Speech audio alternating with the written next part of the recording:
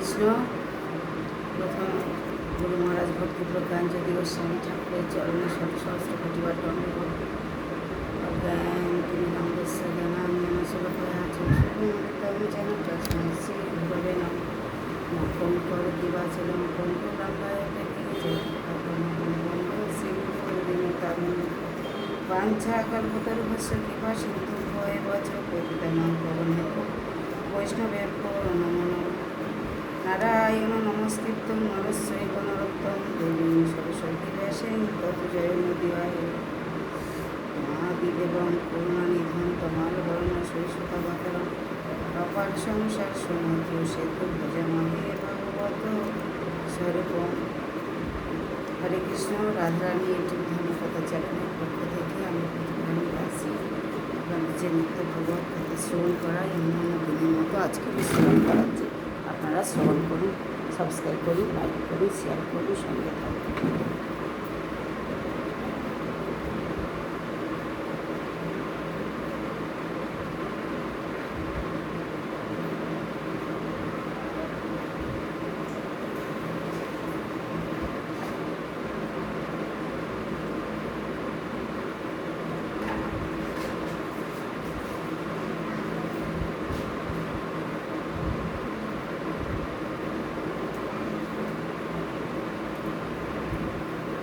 হরে কৃষ্ণ। চশমা ছাড়ার অসুবিধা হচ্ছিল, তাই মার্জন করবেন, দুটি অপরাধ।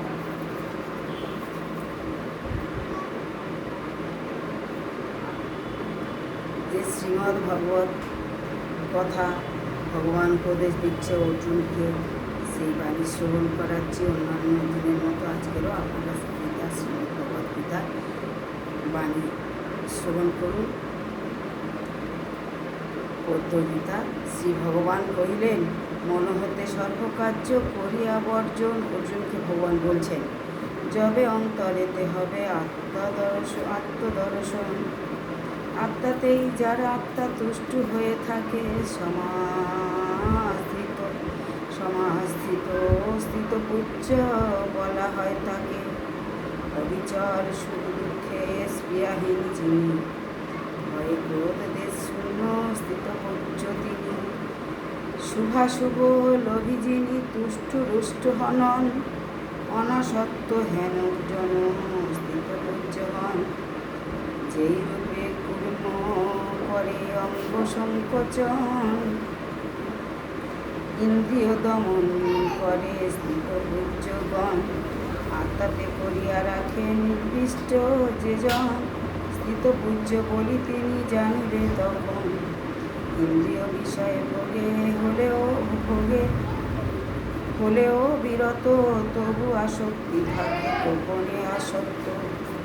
কিন্তু যিনি পরমাত্মা করে দর্শন, ভোগেচ্ছা হইতে তিনি নিবৃত্ত যে হন।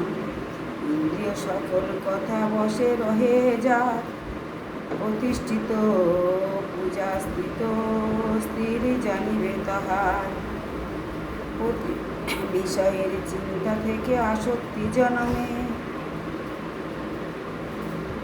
আসক্তিতে জন্মে কাম, ক্রোধ জন্মে কামে। ক্রোধ হতে জন্মে মোহ, মোহে স্মৃতিনাশ। স্মৃতিনাশে বুদ্ধিনাশে হলেই বিনাশ।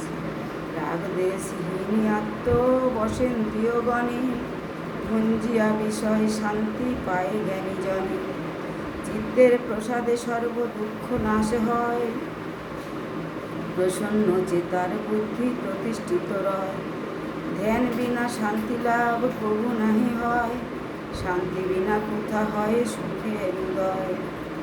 22 পূর্বস্তরী সম ইন্দ্রিয়ের গণ, চঞ্চল করিয়া করে পূজারে হরণ। তাই বলি বশীভূত ইন্দ্রিয় যাহার, তার পূজা প্রতিষ্ঠিত জেনে রাখো সার। সবার আকার রাত্রি জ্ঞানী থাকে জাগরণে, অন্য জাগরণে রাত্রি জানে মুনিগণে।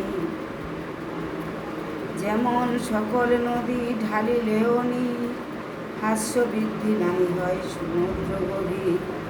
বিষয়ে মমত্বহীন নিষ্প্রিয় যে জন শান্তি লাভ করে সেই কামজয়ীগণ। মরণে ও ব্রহ্ম জ্ঞান ছাড়ে না তাহারে, শান্তি লাভ করে সেই কামজয়ীগণ। ব্রহ্মজ্ঞানী মূর্খ প্রভু না হয় সংসারে, মরণে ও ব্রহ্মজ্ঞান ছাড়ে না তাহারে।